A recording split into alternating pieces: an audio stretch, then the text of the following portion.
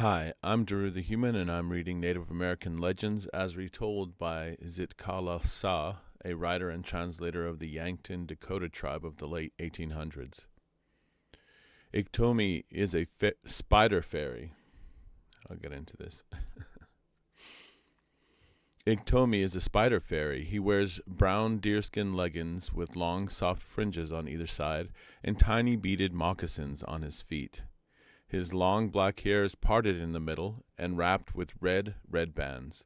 Each round braid hangs over a small brown ear and falls forward over his shoulders. He even paints his funny face with red and yellow and draws big black rings around his eyes. He wears a deerskin jacket with bright-colored beads sewed tightly on it. IKTOMI dresses like a real Dakota brave. In truth, his paint and deerskins are the best part of him, if ever dress is part of man or fairy. IKTOMI is a wily fellow. His hands are always kept in mischief. He prefers to spread a snare rather than to earn the smallest thing with honest hunting. Why, he laughs outright with wide open mouth when some simple folk are caught in a trap, sure and fast. He never dreams another lives so bright as he. Often his own conceit leads him hard against the common sense of simpler people. Poor IKTOMI cannot help being a little imp, and so long as he is a naughty fairy, he cannot find a single friend. No one helps him when he is in trouble. No one really loves him.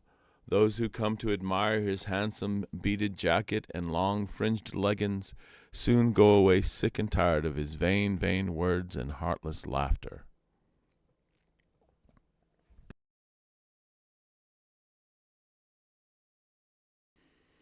IKTOMI and the Coyote. Coyote. IKTOMI and the Coyote. Coyote is how I grew up saying it, but I grew up in New Mexico, and so it should be Coyote, I guess. IKTOMI and the Coyote. Afar off, upon a large level land, a summer sun was shining bright. Here and there over the rolling green were tall bunches of coarse gray weeds. IKTOMI and his fringed buckskins walked alone across the prairie with a black, bare head glossy in the sunlight. He walked through the grass without following any well-worn footpath.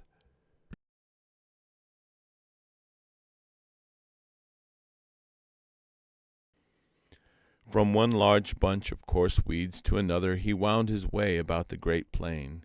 He lifted his foot lightly and placed it gently forward like a wildcat prowling noiselessly through the thick grass. He stopped a few steps away from a very large bunch of wild sage. From shoulder to shoulder he tilted his head. Still further he bent from side to side, first low over one hip and then over the other. Far forward he stooped, stretching his long, thin neck like a duck, to see what lay under a fur coat beyond the bunch of coarse grass. A sleek, gray-faced prairie wolf, his pointed black nose tucked in between his fur feet drawn snugly together, his handsome bushy tail wound over his nose and feet, a coyote fast asleep in the shadow of a bunch of grass. This is what IKTOMI spied.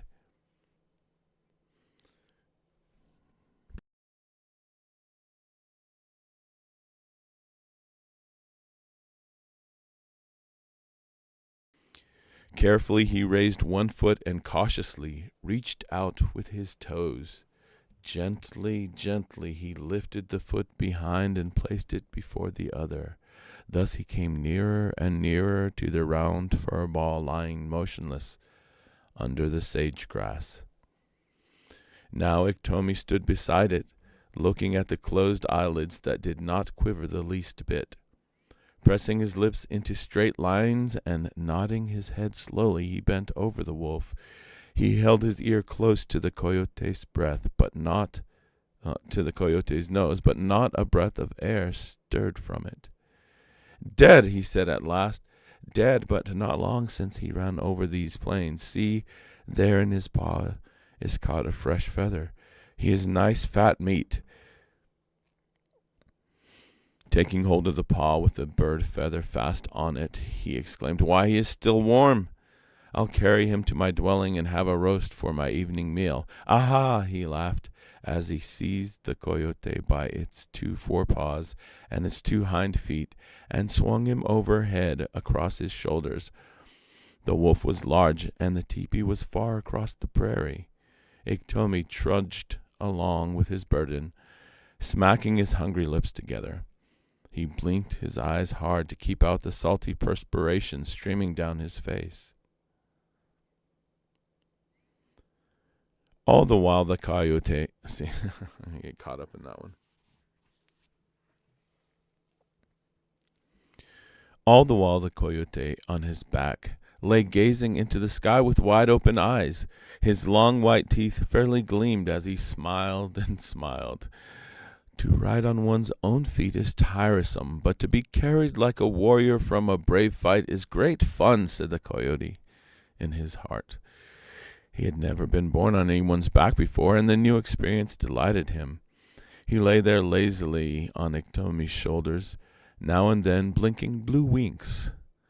Did you never see a birdie blink a blue wink? This is how it first became a saying among the plains people.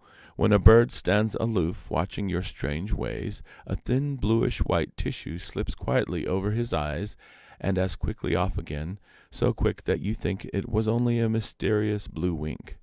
Sometimes when children grow drowsy, they blink blue winks, while others who are too proud to look with friendly eyes upon people blink in this cold bird manner.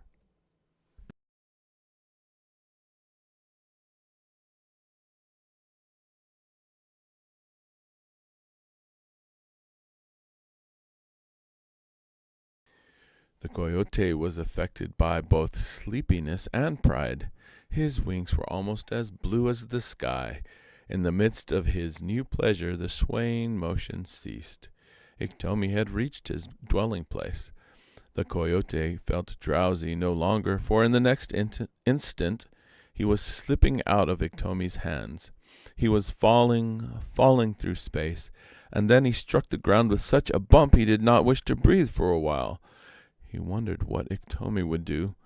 Thus he lay still where he fell. Humming a dance song, one from his bundle of mystery songs, IKTOMI hopped and darted about at an imaginary dance and feast. He gathered dry willow sticks and broke them in 2 against his knee. He built a large fire out of doors. The flames leaped up high in red and yellow streaks. Now IKTOMI returned to the coyote, who had been looking on through his eyelashes.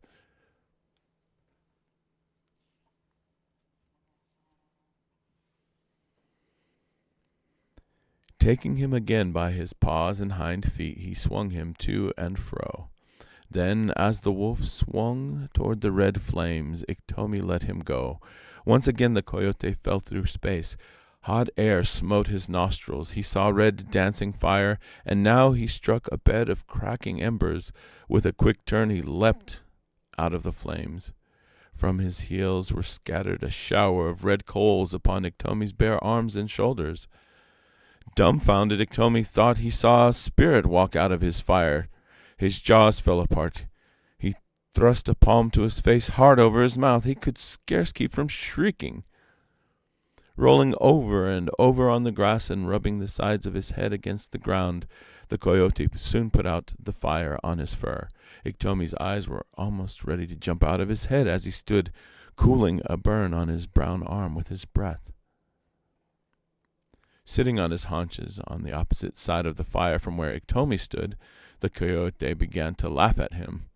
"Another day, my friend. Do not take too much for granted. Make sure the enemy is stone dead before you make a fire." Then off he ran so swiftly that his long bushy tail hung out in a straight line with his back.